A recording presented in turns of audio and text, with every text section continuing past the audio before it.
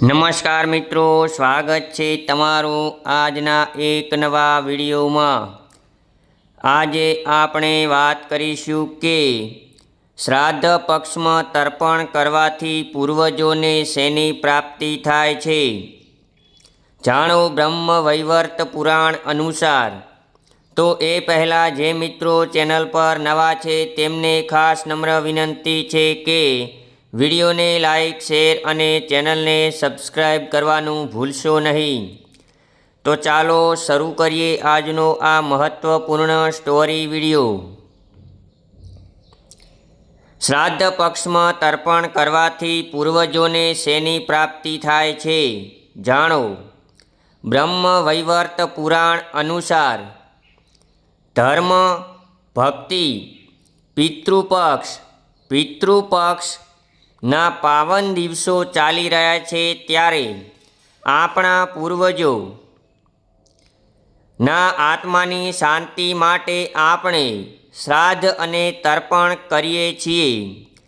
તો આવો જાણીએ કે આ અંતિમ તર્પણ દ્વારા આપણા પિતૃઓને શું પ્રાપ્ત થશે। શ્રાદ્ધના 16 દિવસો દરમિયાન અર્થાત આ વર્ષે 7મી સપ્ટેમ્બરથી 21મી સપ્ટેમ્બર સુધી આ મહાલય પર્વ મનાવવામાં આવે છે। શ્રાદ્ધ પક્ષમાં આપણે આપણા દિવંગત સ્વજનોના આત્માની શાંતિ માટે શ્રાદ્ધ તથા તર્પણ કરીએ છીએ। શાસ્ત્રોક્ત રીતે તર્પણનું મહાત્મ્ય શ્રાદ્ધ પક્ષમાં ઘણું જ છે। આ મહાત્મ્ય વિશે અને તર્પણ શી રીતે કરવું જોઈએ એ વિશે અહીં અમે તમને જણાવીશું।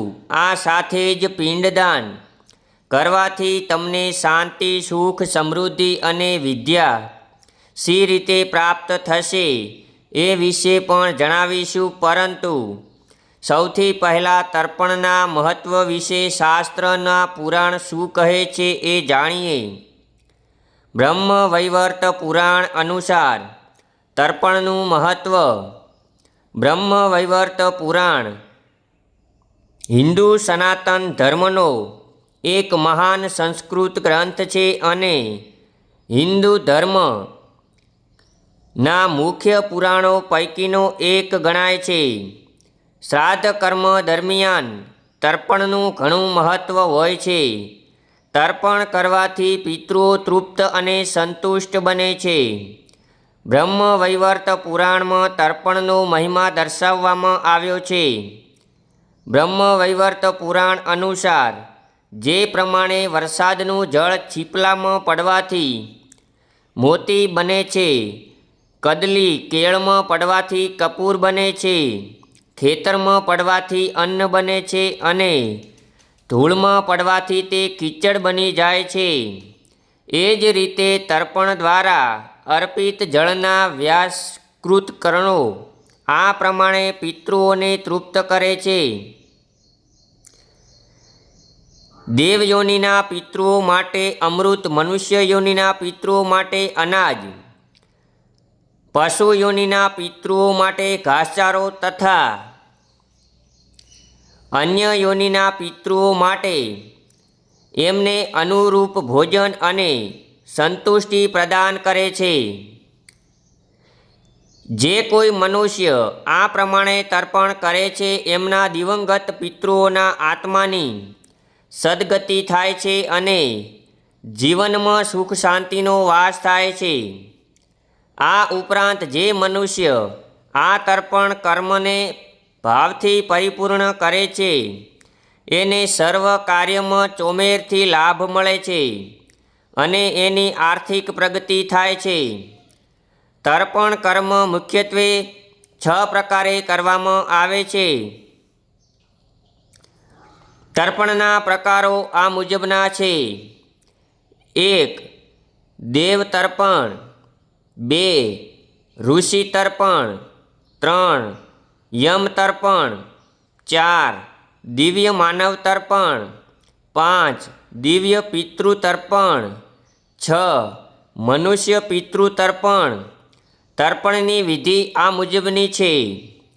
એક લોટામાં સ્વચ્છ જળ લઈને એમાં થોડું દૂધ, ચોખા, જવ અને ગંગાજળ મિક્સ કરીને તર્પણ કર્મનો આરંભ કરવો.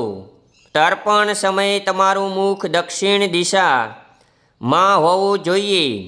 પાત્રમાં જળ ભરીને ડાબો ઘૂંટણ વાળીને બેસવું અને જો જનોઈ પહેરતા હો તો જનોઈને ડાબેથી જમણા ખભે ફેરવી દેવી. ત્યારબાદ હાથના અંગૂઠા વડે ધીરે ધીરે જળ રેડતા જવું. આ મુદ્રાને પિતૃતીર્થ મુદ્રા કહેવામાં આવે છે. આ જ રીતે તમારે તમામ પિતૃઓને 3 વાર અંજલિ આપવી જોઈએ. વહેલી સવારે સ્નાન ધ્યાન કરીને સ્વચ્છ વસ્ત્રો ધારણ કરીને શ્રદ્ધાપૂર્વક તર્પણ કરવું જોઈએ. શ્રદ્ધા રહિત ધર્મ કાર્યને તામસી ગણવામાં આવે છે અને એ તરત જ નષ્ટ થઈ જાય છે. તો મિત્રો, આ વિડીયો જો તમને ગમ્યો હોય તો વિડીયોને લાઈક, શેર અને ચેનલને સબસ્ક્રાઈબ કરવાનું ભૂલશો નહીં. ફરી મળીશું એક નવા વિડીયો સાથે. ત્યાં સુધી સર્વ દર્શક મિત્રોને શ્રાદ્ધ પક્ષની હાર્દિક શુભકામનાઓ. જય શ્રી કૃષ્ણ. જય માતાજી. આપનો દિવસ શુભ રહે. આભાર. ધન્યવાદ. ફરી મળીશું આવતા વિડીયોમાં.